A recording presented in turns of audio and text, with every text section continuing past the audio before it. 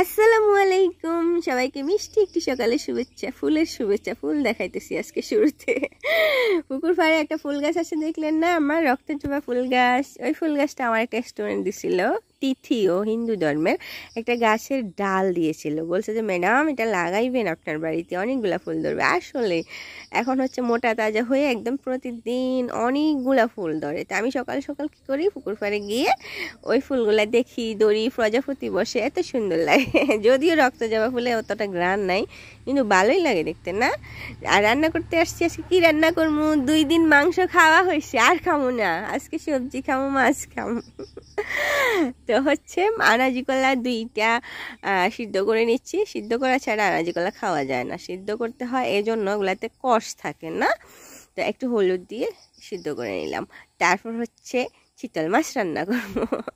চিতল মাছ এটা হচ্ছে বড়, অনেক বড় ছিল, সবটা খাওয়া যায় নাই, কিছু অংশ খাইছি, বেশিরভাগ অংশ আমি রেখে দিছি ফ্রিজে।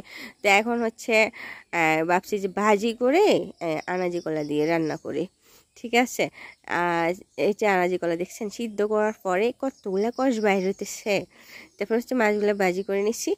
এই আমি যে আনাজি কলা রান্না করতেছি, এগুলা কিন্তু আমার নিজের বাড়ির না, এগুলো আমি বাজার থেকে কিনছি, একটা 10 টাকা করে। ওর বাবা! আর আমি যখন এই বাড়িতে আসছি, 2টা আনাজি কলা গাছ লাগাইছি, তখন নতুন মাটি ছিল, 20 টাকা করে, 40 টাকা দিয়ে এতগুলা আনাজি কলা ধরতো, জানেন? আমি খাইতামও না, বেশি আনাজি কলা ধরলে কি খাওয়া যায়? খাইতামও না। তারপরে অন্যদেরকে তো দিয়েই দিতাম। আর এখন আনাজি কলার এত দাম রে বাবা!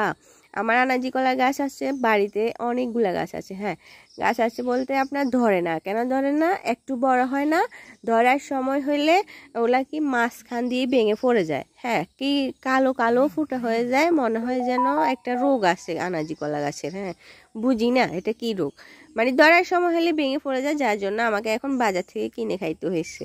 ঠিক আছে, যখন নিজের ছিল তখন খাইতাম না, আর এখন মন চাইছে খাইছি, কিনে খাইতেছি। তারপর হচ্ছে আপনার দৌড়বে, আমার মনে হচ্ছে যে দৌড়বে, গাছ যেহেতু আছে ইনশাল্লাহ সবসময় তো আর ভেঙে পড়ে যাবে না। তো আমি রান্না করতে করতে এই যে আইসক্রিম খাইতেছি। এই আমি আইসক্রিম কোথায় পাইছি বলেন? কে দিচ্ছে আমাকে? বাবা দিছেন। বাবা হচ্ছে কয়দিন পর পর আইসক্রিম কিনে পাঠান।